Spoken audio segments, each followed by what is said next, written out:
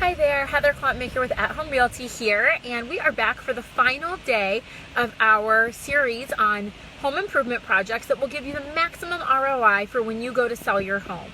So we've talked about kitchens and baths and landscaping, and today we are going to talk about the exterior of your home. So I'm talking beyond the landscaping projects here.